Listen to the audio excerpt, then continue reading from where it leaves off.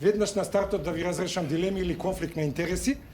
Не сум антиваксер, иако антиваксер е малку пежоративен наслов, но не верувам дека вакцините се најдоброто нешто на 20-тиот и 21-тиот век што ни се случило. Не сум спонзориран од ниту една фармацевтска компанија, ниту пак од некое антиваксерско движење. Не припаѓам на ниту една политичка опција и можам да си го дозволам луксузот да критикувам и леви и десни опции и ме интересира само научната вистина и здравјето на популацијата.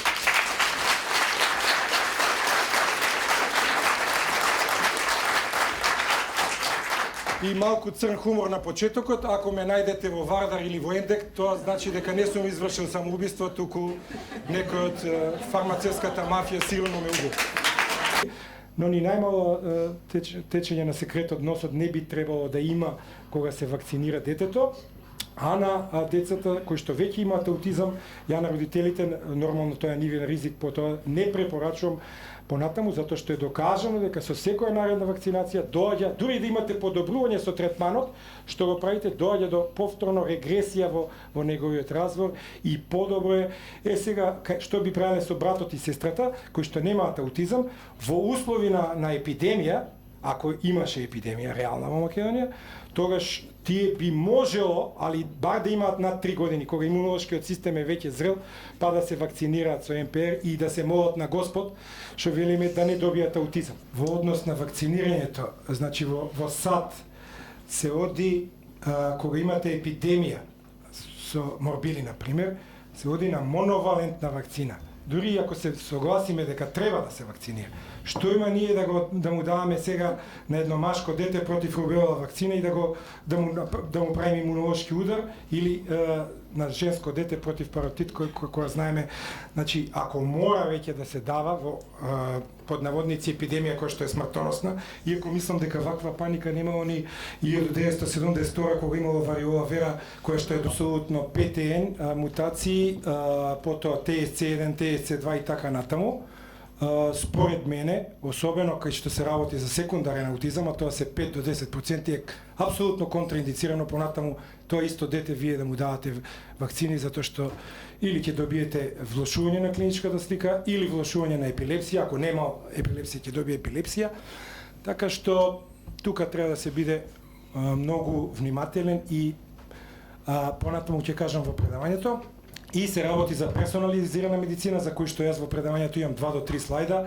Не знам дали во тој дел ќе успеам да ви одговорам, но сега сметам, како што каже и колешката, најдобро е заради генетските нарушувања и тие сингл нуклеотид полиморфизми, а тука е клучот, зашто некој на вакцина реагира, а друг не реагира негативно.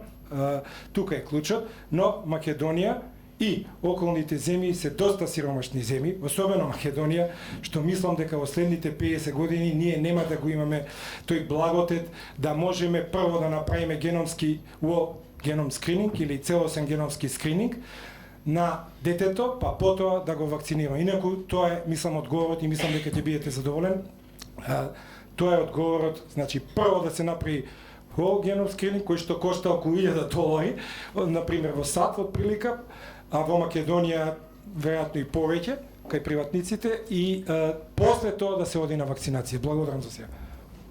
Колико е непоуздана, колико е методолошки неваljana данашња мејнстрим знаност, она која се цитира везано уз цјепиво. Dakle, na znanstvena istraživanja se mi više u mainstreamu ne možemo osloniti. Znanost može se čak generalizirati.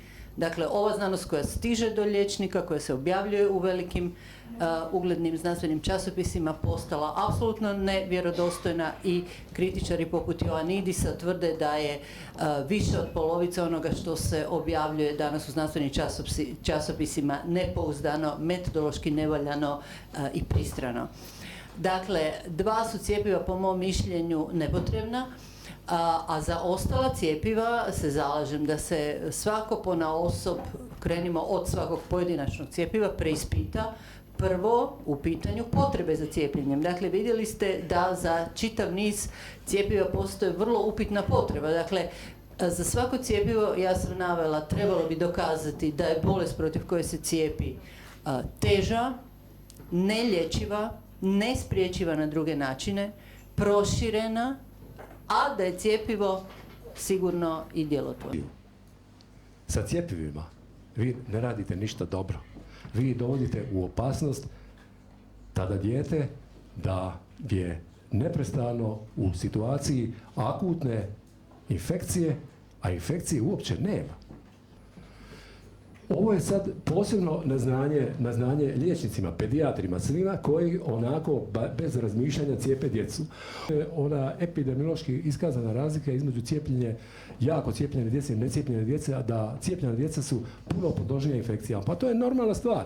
I branili su se, pošto smo se žalili da se dečija prava krše time što ih ne primaju u škole i obdaništa, oni kažu to nije istina, mi ne branimo upis, samo branimo boravak.